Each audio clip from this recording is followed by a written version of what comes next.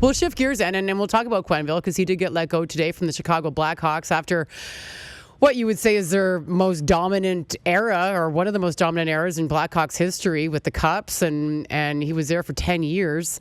You played for him. What was your sense today when you heard he was let go? I kind of, I wouldn't say bittersweet is the right word. It's just, Q is arguably the best coach that I've ever seen. But I had Al Arbour, so Al Arbour is brilliant, and Jacques Lemaire. But I was lucky to have three amazing coaches. But when you look at his body of work, it's just brilliant. And I had him when he was first starting in St. Louis. Very calm demeanor, very poised, and then you could see as his confidence grew, he was a passionate man behind the bench, and the guys loved playing for him. And it's no secret there were whispers about maybe, for lack of better words, a disconnect between the coaching staff and management. There, it happens. You talk about videos in a van. If you could get that coaching staff in Chicago in candid moments in a van, I'm sure they would talk about players and management, and vice versa too. That's just how people act behind closed doors. But I think it's the end of an era.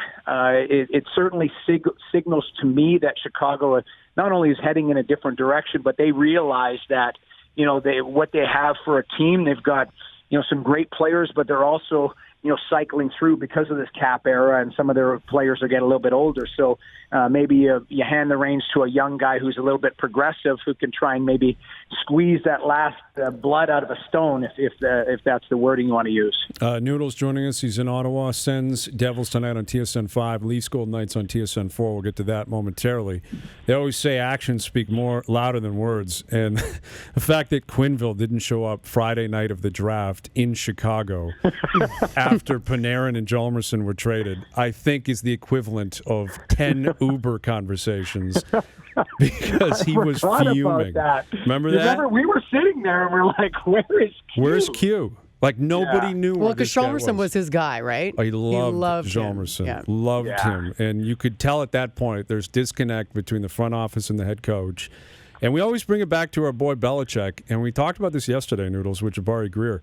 The fact that Belichick and Brady and the Pats have had that much success, and he never allows them to lose enough or you can even come up with the idea of firing Belichick. Like Quenneville 3-4 years ago, this would have been an impossibility. Right. They won 3 cups in 6 years. They had home ice in the first round every single year. They were the definition of a dynasty in the modern-day NHL. And now he's out because they missed the playoffs a year ago. They've lost 5 in a row, and he's gone. It's incredible how things can change.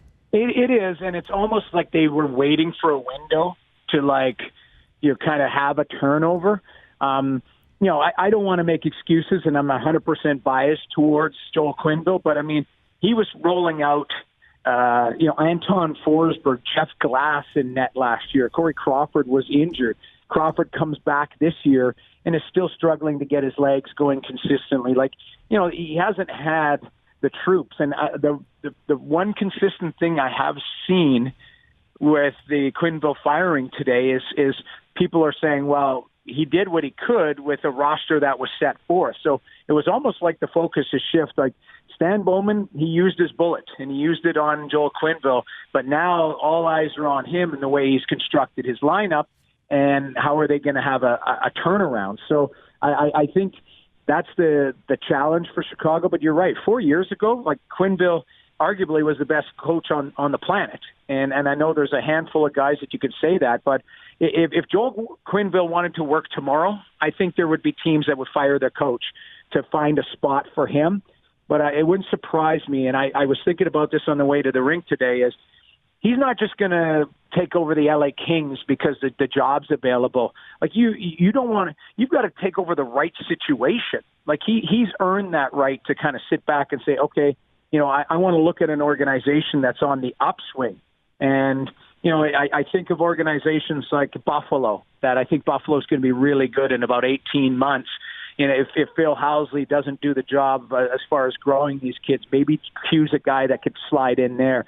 St. Louis, is a situation where that's been very volatile. He's been there.